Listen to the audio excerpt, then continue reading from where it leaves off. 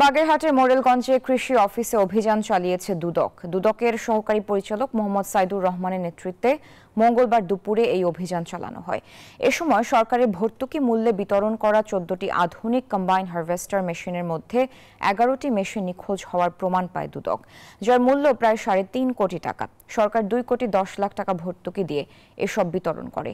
মেশিনগুলো কোথায় আছে সে বিষয়ে সুনির্দিষ্ট তথ্য দিতে পারেনি কৃষি অফিস।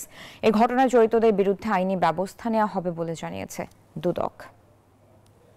আমি থাকাকালীন কোনো অনিয়মের সন্ধান পাইনি, কিন্তু ইদানিং হয়তো অনেকে দাবি করতেছে, সেটা তদন্তাধীন বিষয়। এ নিয়ে সরকার তদন্ত করতেছে, সুতরাং তদন্তে যেটা প্রমাণিত হবে সেটাই এ নিয়ে আমি বিশেষ মন্তব্য করব।